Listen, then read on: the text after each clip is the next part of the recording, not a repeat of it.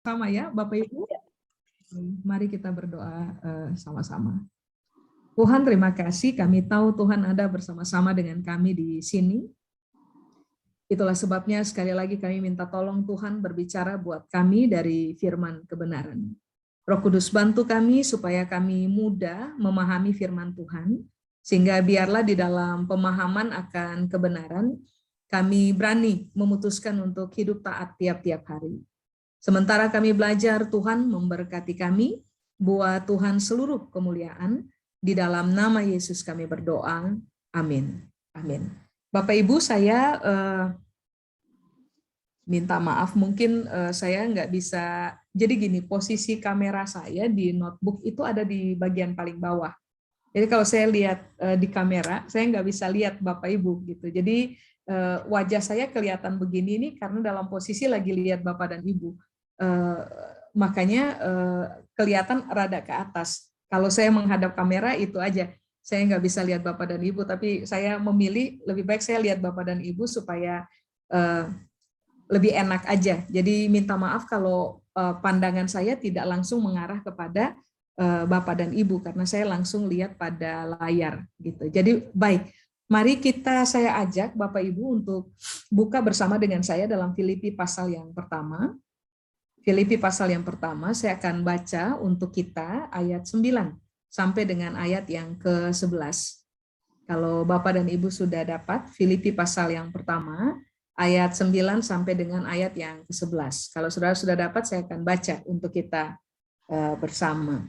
Filipi 1 ayat 9, Bapak Ibu, Alkitab bilang, dan inilah doaku, semoga kasihmu makin melimpah dalam pengetahuan yang benar dan dalam segala macam pengertian. Ayat 10, sehingga kamu dapat memilih apa yang baik, supaya kamu suci dan tak bercacat menjelang hari Kristus. Penuh ayat 11, penuh dengan buah kebenaran yang dikerjakan oleh Yesus Kristus untuk memuliakan dan memuji Allah. Nah, mari kita kembali dulu ke ayat yang ke-9.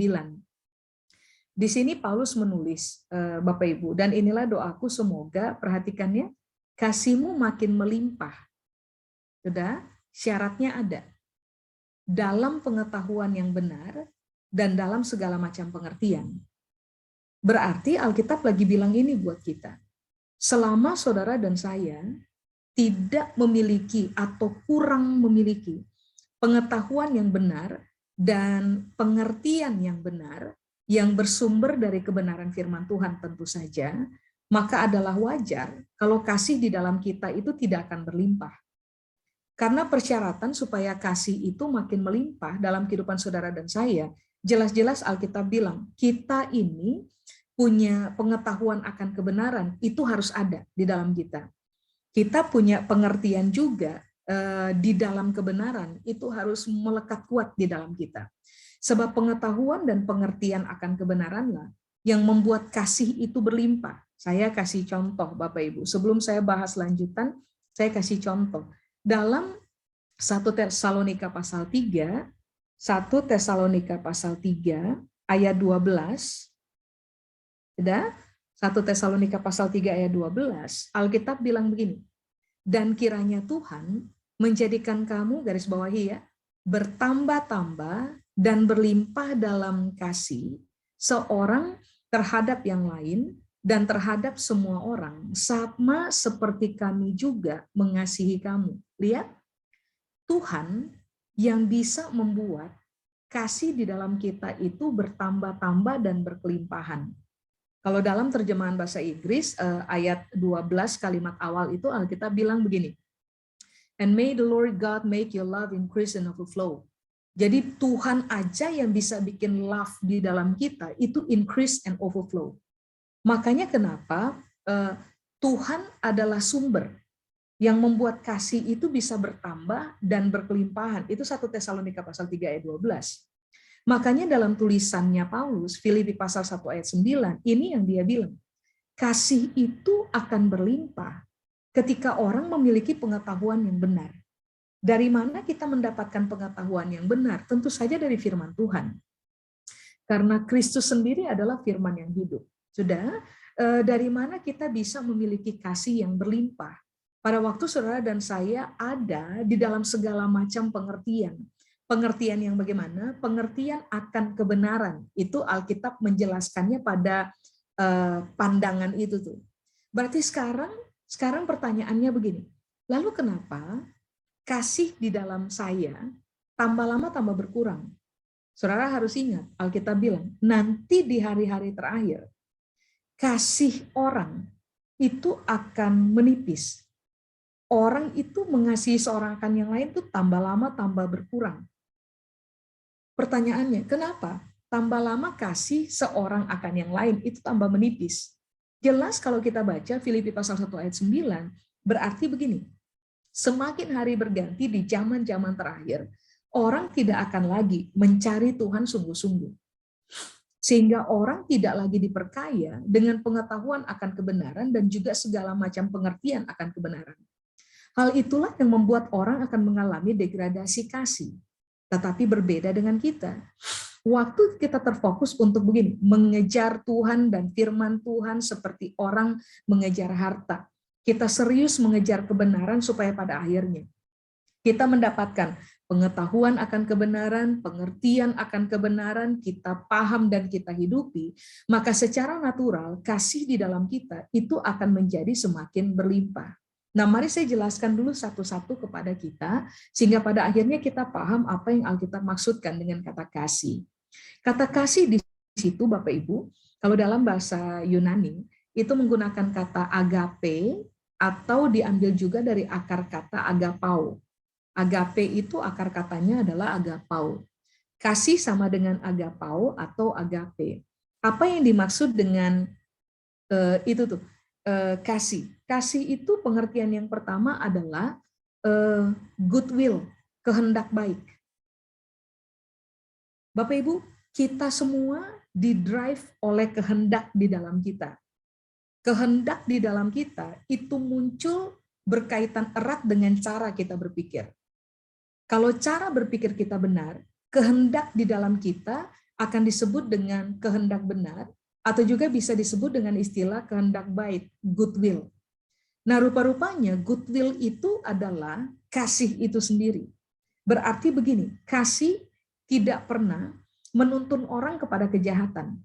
Karena pengertian dari kasih sendiri adalah kehendak baik. Makanya ekspresi dari kasih adalah tindakan-tindakan baik.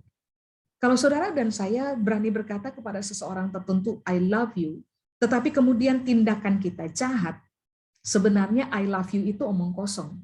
So, kalau kita berkata I love you kepada seseorang tertentu dalam kita punya kehidupan, maka yang akan terjadi adalah kehendak baik di dalam diri kita itu akan bekerja sangat solid, sehingga karena kita punya kehendak baik, maka tindakan-tindakan baik pula yang akan keluar dari kehidupan kita untuk menyatakan bagaimana kita mencintai seseorang. Karena Tuhan mencintai kita, Dia memiliki kehendak baik di dalamnya, lalu kemudian Dia mengerjakan tindakan baik di dalam kehendak itu sendiri, sehingga pada akhirnya kita paham betul kita dicintai. Karena cara Tuhan memperlakukan kita hebat. Dia menyerahkan nyawanya untuk kita, karena alasan Dia mencintai kita. Ada kehendak baik, ada tindakan baik, dan tindakan baik itu bisa dilihat dan juga bisa dirasa oleh kita. Itu pengertian yang pertama dari kasih atau agape. Tapi pengertian yang kedua dari kasih atau agape itu adalah begini, to welcoming people, untuk undang orang datang mendekat. Kita menjadi orang-orang yang gampang sekali terima orang lain, tanpa syarat dan tanpa batas. Kekuatan kasih yang bekerja di dalam kita akan membuat kita tidak akan pernah mungkin tolak orang. Kekuatan kasih yang bekerja dengan solid di dalam kita akan membuat kita tuh begini Pak Ibu, kita bisa duduk dengan siapa aja, kita bisa makan dengan siapa aja, kita bisa menjadi orang yang tangannya terbuka sangat lebar untuk menerima siapa saja datang dalam kehidupan kita. Contoh, saudara masih ingat dalam kitab Injil, Alkitab berkali-kali memberitahukan kepada kita bahwa imam-imam kepala, orang-orang Farisi, orang-orang Saduki, itu mereka menentang Yesus habis. Berdasarkan pengajaran yang Yesus sampaikan dalam kitab Injil, mereka menentang Yesus habis. Jadi istilahnya adalah begini, mereka menawarkan permusuhan kepada Yesus. Tapi saudara masih ingat? Di malam hari, Nikodemus Itu kepala agama, kepala imam, datang pada Yesus, bertamu ke Yesus. Dan Alkitab bilang, Yesus buka pintu terima Nikodemus. Itu kasih, welcoming people. Kalau kita berkata bahwa, yang tadi saya bilang, I love you, berarti isu inti yang orang harus bisa temukan dalam diri kita adalah kita menjadi orang-orang yang tangannya terbuka lebar untuk terima siapa saja. Kita tidak menjadi orang-orang yang eksklusif, Ibu, Bapak. Kita menjadi orang-orang yang inklusif. Kita tidak mengelompok, saya tidak terima level beda. Kamu levelnya beda dari saya, jadi saya eksklusif, saya nggak bisa terima kamu. Nah, itu bukan kasih. Kasih nggak main level. Kasih nggak main strata. Kasih itu berkekuatan untuk terima siapa saja, termasuk Bapak Ibu bayangkan. Sementara Yesus tergantung di atas kayu salib, penjahat di sebelahnya, Yesus terima.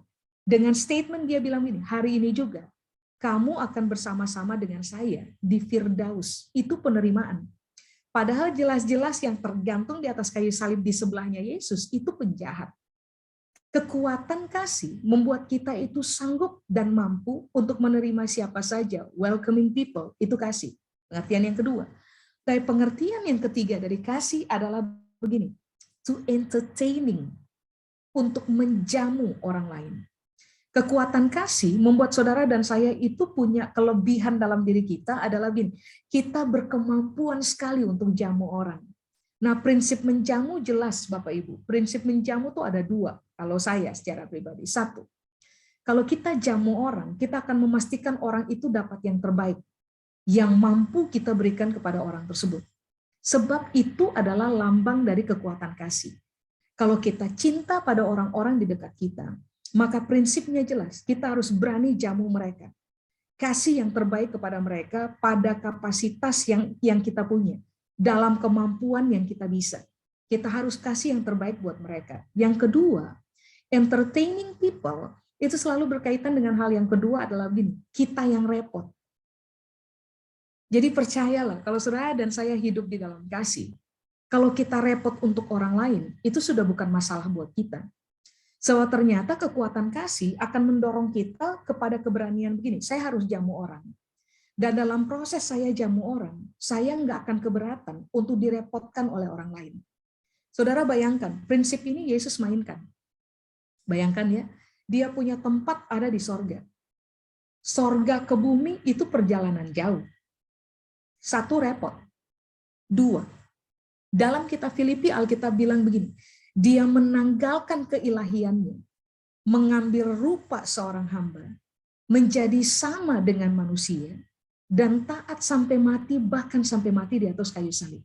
Itu kerepotan tingkat tinggi, Pak, Ibu. Bayangkan, saudara dan saya manusia, tiba-tiba memutuskan untuk jadi semut.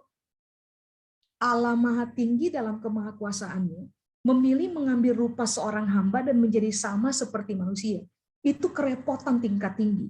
Dalam upaya, seperti Yohanes pasal 3 ayat 16, karena begitu besar kasih Allah akan dunia. Dalam upaya dia mengekspresikan kasihnya kepada kita, ini yang Alkitab berupaya tekankan kepada kita. Dia berani repot untuk saudara dan saya. Berarti kan sekarang begini, semakin kita memiliki pengetahuan akan kebenaran dan kita memahami hal itu, semakin kita memiliki beragam pengertian benar yang bersumber dari firman Tuhan di dalam kehidupan kita, saudara dan saya akan menjadi orang-orang yang kehendak di dalam kita adalah kehendak baik. Dua, kita akan menjadi orang-orang yang tangan terbuka sekali untuk terima siapa saja datang mendekat dalam kehidupan kita. Kita nggak akan jadi orang-orang eksklusif, tapi kita menjadi orang-orang yang inklusif. Tiga, saudara dan saya akan mendapati diri kita suka sekali jamu orang. Berani repot untuk orang lain, dan kalau kita melakukan sesuatu buat orang, kita akan memberikan yang terbaik sesuai dengan kapasitas atau bahkan kemampuan kita kepada orang lain.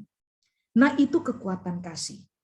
Kekuatan kayak begini, Bapak Ibu, rupa-rupanya Alkitab bilang, semakin kita punya pengetahuan dikuasai oleh kebenaran, pengertian kita dikuasai oleh kebenaran, Alkitab di ayat yang ke-9, Alkitab bilang ini, kasih yang tadi saya bicarakan, Alkitab bicarakan, ternyata akan ada pada posisi berlimpah, melimpah. Kata melimpah di situ bahasa Yunani menggunakan kata perisao.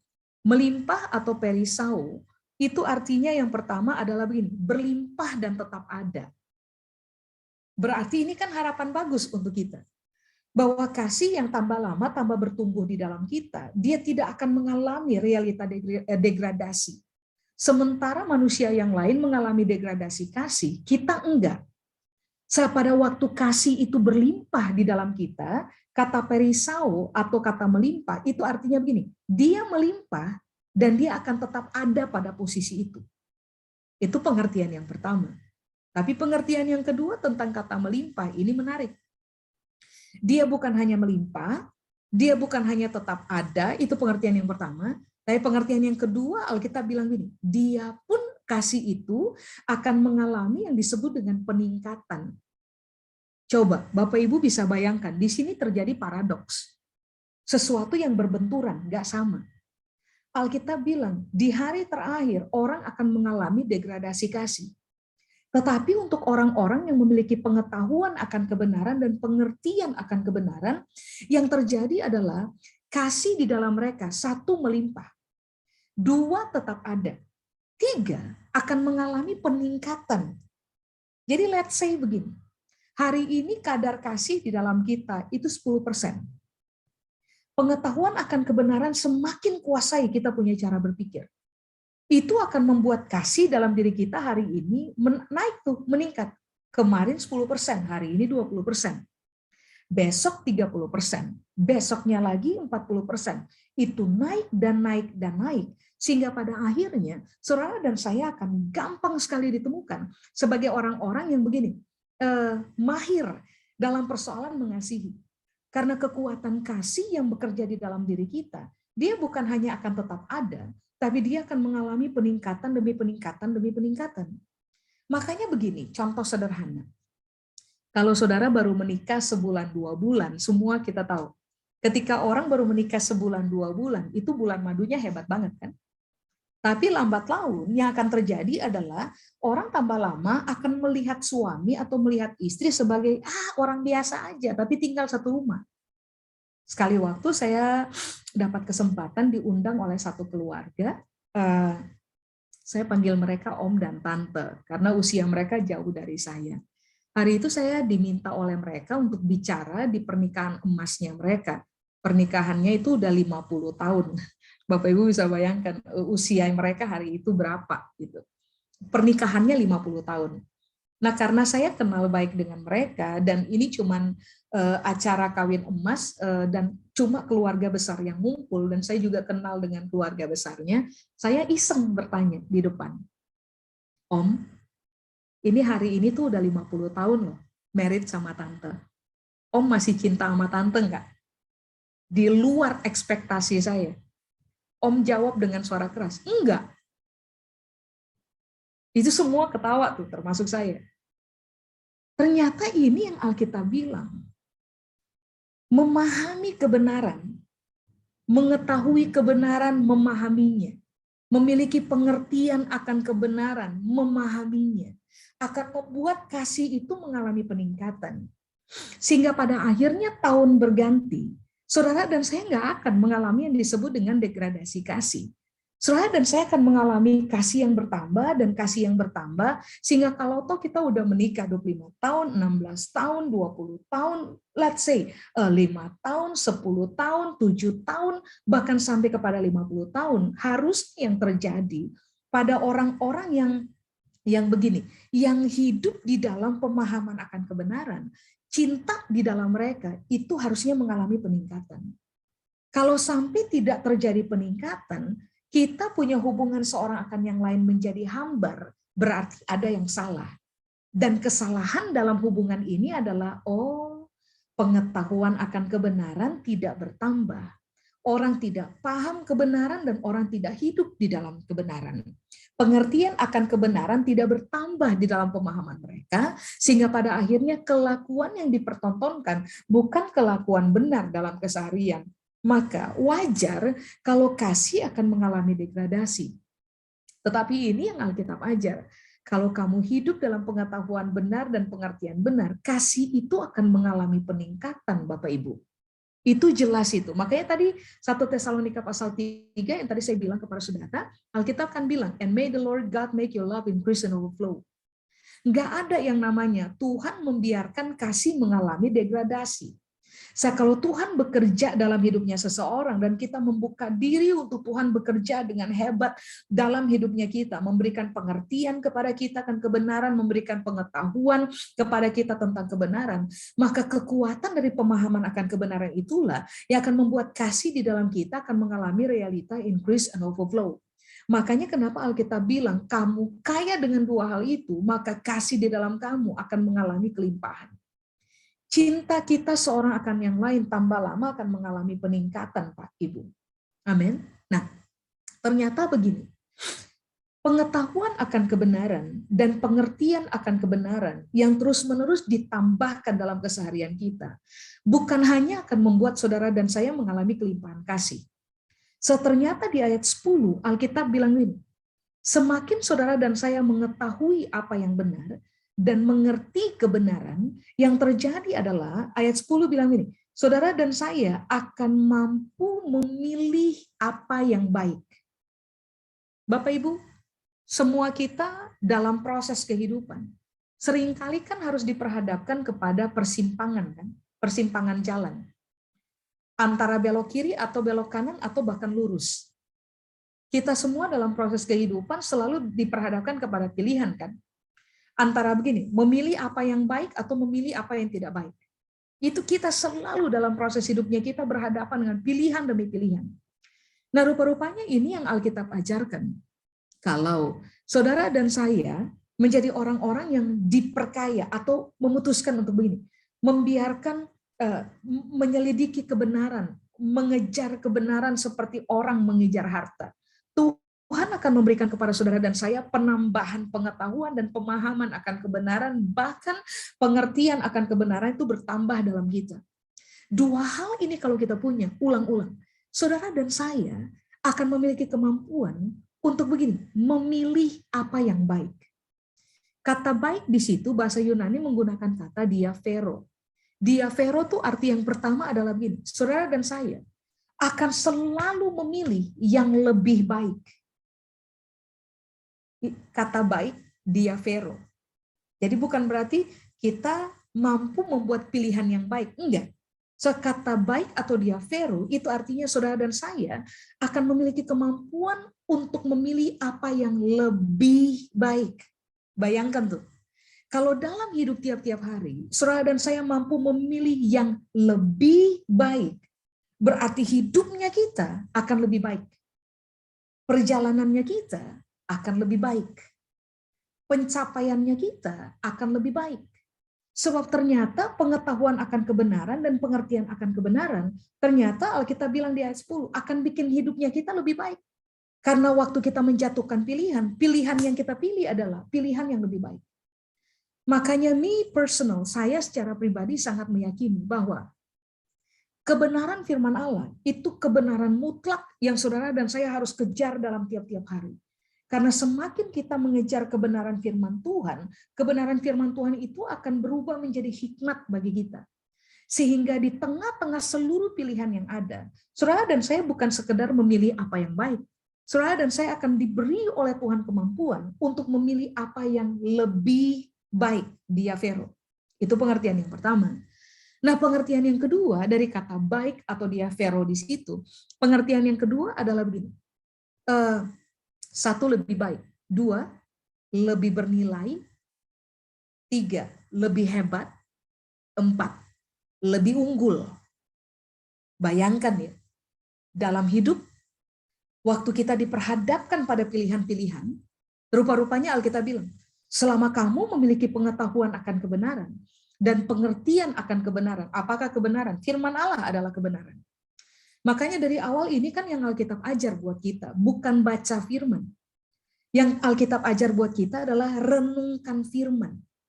Sebab kekuatan dari perenungan akan mempertemukan saudara dan saya dengan pemahaman, penambahan pengetahuan dan pengertian. Kita akan mendapatkan penambahan hikmat dari Tuhan.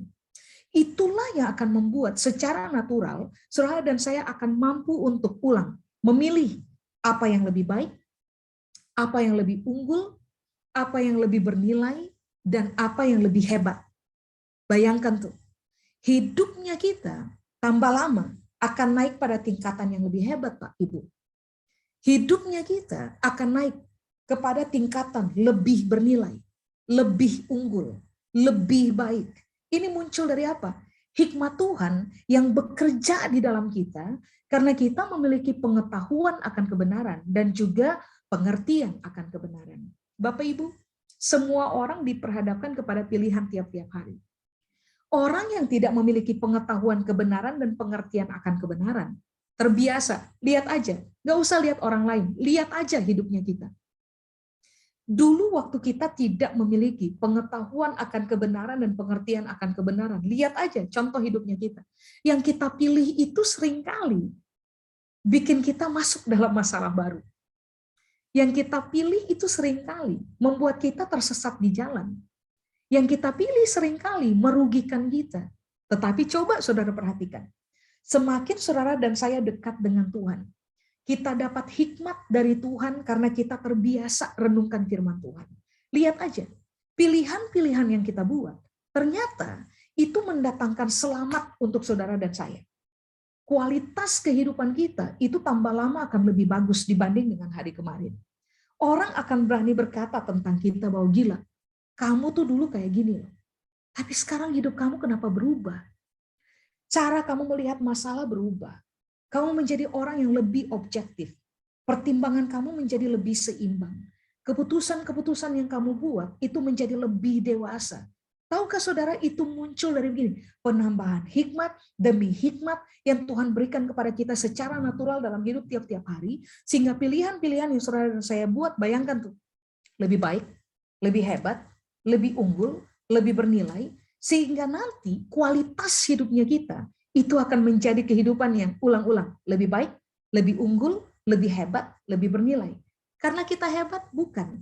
Karena firman Tuhan bekerja dan memberikan hikmat kepada kita, sehingga waktu kita membuat pilihan-pilihan dalam kehidupan kita, pilihan-pilihan inilah yang akan menggiring kita kepada jalan yang benar, jalan yang bagus, mempertemukan kita dengan rancangan hebat Tuhan dalam hidup kita, sehingga kita tidak memiliki penyesalan-penyesalan yang nggak perlu karena salah pilih. Semakin hikmat bekerja dalam hidup saudara dan saya, semakin kita akan diuntungkan oleh hikmat Tuhan tersebut dalam hidupnya kita. Amin. Itu ayat 10, Bapak Ibu. Nah, kalau saudara dan saya memiliki penambahan pengetahuan dan pengertian di dalam Tuhan, ulangnya, ayat 9 bilang, kita akan mengalami kasih yang berlimpah. 2, ayat 10 bilang, saudara dan saya dapat memilih apa yang baik. Lalu di ayat 10 juga bilang begini, saudara dan saya akan mampu untuk hidup suci, sudah. Lalu yang berikutnya, saudara dan saya akan mampu hidup tidak bercacat. Hidup suci di situ ada banyak pengertian, tapi mari saya kasih tahu salah satu pengertiannya. Suci dalam bahasa Yunani disebut eilikrines. Suci atau eilikrines itu artinya adalah begini, sebuah kehidupan yang mampu untuk membedakan segala sesuatu. Semakin kita kaya pengertian dan pengetahuan akan kebenaran yang tadi itu, saudara dan saya akan memilih apa yang baik. Lalu Alkitab bilang, kamu juga akan menjadi orang yang suci. Suci eilikrines artinya adalah kamu akan mampu untuk bisa membedakan segala sesuatu. Jadi gini, oh ini benar, ini baik, tapi yang ini lebih baik. Saya akan pilih yang lebih baik. Ini bernilai, tapi yang ini lebih bernilai. Saya akan pilih yang lebih bernilai. Itu arti dari kata suci salah satunya. Kita akan menjadi orang-orang yang mampu membedakan segala sesuatu. Dosa dan pelanggaran dan kebenaran, kita itu akan sangat tajam untuk membedakannya. Sebab begini, ketika orang hidup di-drive oleh kebenaran yang menguasai cara berpikir mereka akan memiliki kuasa untuk mampu membedakan, tajam sekali untuk membedakan bahwa ini nggak benar, ini benar. Yang nggak benar saya buang, saya ambil yang benar. Makanya tadi saya bilang, kualitas kehidupan kita tambah lama akan tambah bagus, Pak, Ibu. Karena kita memiliki pengetahuan akan kebenaran yang ditambahkan dan pengertian akan kebenaran yang ditambahkan. Itu suci. Ada banyak pengertian, tapi karena keterbatasan waktu saya nggak mungkin menjelaskan semuanya. Nah, sedangkan kata tak bercacat Kata tak bercacat di situ, bahasa Yunani bilang aproskopos. Aproskopos itu arti yang pertama adalah begini. Saudara dan saya akan menjadi orang-orang yang pasif terhadap dosa dan aktif hidup dalam kebenaran. Bayangkan tuh, semakin saudara dan saya memiliki pengetahuan benar dan pengertian akan kebenaran, Bapak Ibu, secara natural, kita akan menjadi orang-orang yang lebih memilih hidup benar daripada memilih hidup dalam dosa. Kita akan tambah lama, tambah pasif berdosa, tetapi tambah aktif hidup dalam kebenaran. Sudah? Nah, itu ayat 10. Baru yang terakhir, ayat 11. Alkitab bilang, rentetan dari ayat 9. Kalau orang memiliki pengetahuan akan kebenaran dan pengertian akan kebenaran, which is itu ada di dalam firman Allah, makanya tadi saya bilang, renungkan firman Tuhan dalam keseharian, Pak, Ibu, supaya kita mengalami penambahan hikmat, pengetahuan, dan pengertian. 1, saudara dan saya akan menjadi orang-orang yang berlimpah kasih. 2, saudara dan saya akan mampu memilih apa yang lebih bernilai, apalagi tadi, lebih baik, lebih unggul, lebih terhormat, gitu. Lalu yang ketiga, kita akan menjadi orang yang lebih suci, kita akan menjadi orang yang hidup tak bercacat. Tapi di ayat yang ke-11 Alkitab bilang gini, kalau kamu memiliki pengetahuan akan kebenaran dan kamu memiliki pengertian akan kebenaran, ayat 11 bilang gini, kamu akan penuh dengan buah kebenaran. Dan buah ini dikerjakan oleh Yesus Kristus. Garis bawahi, untuk memuliakan dan memuji Allah. Artinya Alkitab bilang, ayat 9 kita kerjakan dalam hidupnya kita, efek buat hidupnya kita adalah begini Bapak Ibu, saudara dan saya akan berbuah. Kata buah di situ bahasa Yunani menggunakan kata karpos. Salah satu pengertian dari kata buah atau karpos adalah begini, keteladanan. Bayangkan. Semakin kita paham kebenaran, Bapak Ibu, semakin mudah dan sangat besar peluang untuk saudara dan saya memiliki keteladanan dalam kehidupan kita. Dan itu pun Alkitab bilang di ayat 11, dikerjakan oleh Yesus Kristus, yang adalah firman Allah. Semakin saudara dan saya hidup dalam keteladanan, nah ini kan yang ayat 11 bilang, Tuhan itu akan dimuliakan oleh orang lain. Tuhan itu akan dipuji oleh orang lain. Karena waktu mereka berinteraksi dengan hidupnya kita, yang mereka temukan adalah, saudara dan saya bukan batu sandungan. Yang mereka temukan adalah, saudara dan saya adalah teladan. Amin. Coba. Dalam kitab Injil, Alkitab pernah bilang ini kan buat kita. Dan kalau orang melihat perbuatanmu yang baik, maka mereka akan memuliakan Bapakmu yang di sorga. Kata memuliakan Bapakmu yang di sorga, memuliakan itu artinya begini, orang akan semakin respect kepada Bapaknya kita. Kenapa? So, ternyata mereka lihat perbuatan anaknya itu baik. Perbuatan anaknya itu berkualitas. Perbuatan anaknya kaya dengan keteladanan. Siapapun orangnya, nggak usah bicara agama Pak Ibu, nggak usah bicara agama. Orang dari agama apapun ketika mereka melihat bahwa kualitas kehidupan kita kaya dengan keteladanan, maka orang secara natural akan menghormati bapaknya kita. Sewaktu mereka berinteraksi dengan kita dalam keseharian, yang mereka temukan adalah kualitas ajar. Kita kaya dengan keteladanan. Makanya kenapa Alkitab bilang di ayat 11, Bapa itu akan dimuliakan dan Bapa akan dipuji sama orang lain ketika orang menemukan bahwa ternyata hidup kita kaya dengan keteladanan. Jadi Bapak Ibu, pemahaman hari ini sederhana aja. Yang Bapak Ibu dan juga saya perlukan untuk kita kembangkan dalam hidup kita adalah 1. Saudara dan saya harus terbiasa melatih diri merenungkan firman Tuhan. Supaya pada akhirnya tambah lama tuh, saudara dan saya akan memiliki semakin banyak tuh pengetahuan akan kebenaran, pengertian akan kebenaran, memahami apa yang Tuhan ajar dalam hidupnya kita, supaya waktu kita semakin lama semakin paham kebenaran. Bayangkan tuh, 1, saudara dan saya mengalami kelimpahan kasih. 2, saudara dan saya akan tahu bagaimana memilih apa yang lebih baik, lebih unggul, lebih terhormat, lebih bernilai. 3, Saudara dan saya akan lebih suci. 4. Saudara dan saya akan hidup tidak bercacat. 5. Saudara dan saya akan hidup dalam keteladanan. Bayangkan, betapa bersyukurnya orang-orang di dekat kita, atau bahkan begini, suami kita pasti bersyukur, istri kita pasti bersyukur, anak-anak kita pasti bersyukur, karena ternyata cara kita hidupi hidupnya kita tiap-tiap hari, itu kaya dengan keteladanan, karena pengertian benar dan pengetahuan benar itu kuasai cara kita berpikir, lalu itu termanifestasi melalui begini, kata-kata yang kita ucapkan, dan tindakan yang kita pertontonkan dalam keseharian. Bapak Ibu, yang penting dalam hidup kita bukanlah begini, kita pintar kutip ayat. Yang penting dalam hidupnya kita bukanlah ini, kita pintar pelayanan. Yang penting dalam hidupnya kita bukan tentang ini, kita pintar berkhotbah. Yang penting dalam kehidupan kita adalah apakah saudara dan saya ditemukan sebagai orang-orang yang memahami kebenaran, lalu menghidupi kebenaran, sehingga orang bisa lihat bahwa gini, gila nih orang. Semakin dia cinta Tuhan, semakin kualitas kehidupannya mengalami peningkatan. Semakin dia bergaul karib dengan pengetahuan akan kebenaran, semakin karakter buruknya itu terkikis dari dia punya hidup, sedangkan karakter berkualitas itu menjadi semakin bertambah, meningkat dalam dia punya kehidupan. Makanya ujung-ujungnya Alkitab bilang, kamu punya pengetahuan akan kebenaran, kamu punya pengertian akan kebenaran, kamu memahaminya, maka nanti lihat aja, kamu akan jadi teladan bagi banyak orang. Nah ini harus jadi target kita bersama. Makanya latih diri tiap hari renungkan firman. Nggak usah banyak-banyak, minimal 1 ayat saja Pak Ibu. 1 ayat saja. Saudara dan saya pegang tiap-tiap hari. Hari ini pegang 1 ayat. Besok pegang ayat kedua. Lusa pegang ayat ketiga, which is cuma 1 ayat 1 hari.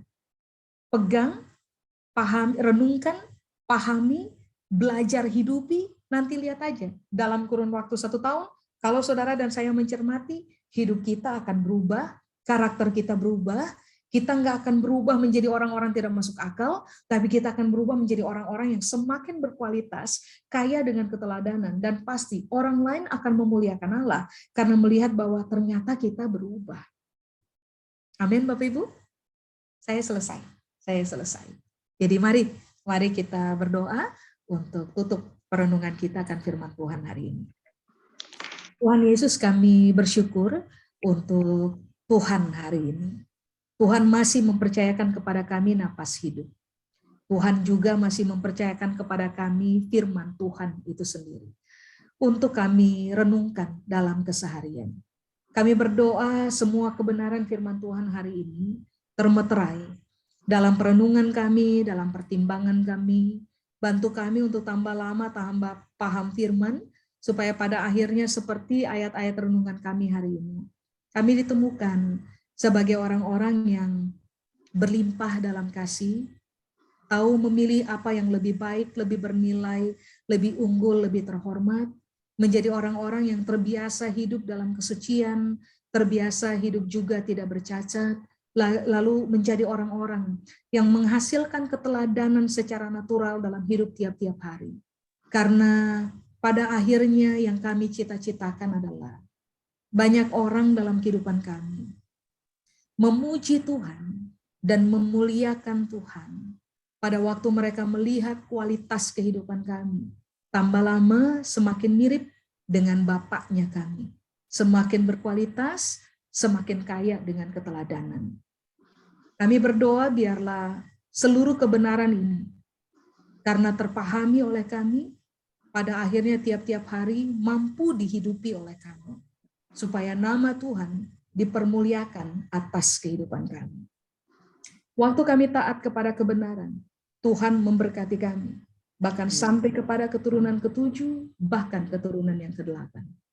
Kepada Tuhan seluruh kemuliaan, di dalam nama Yesus kami berdoa. Amin.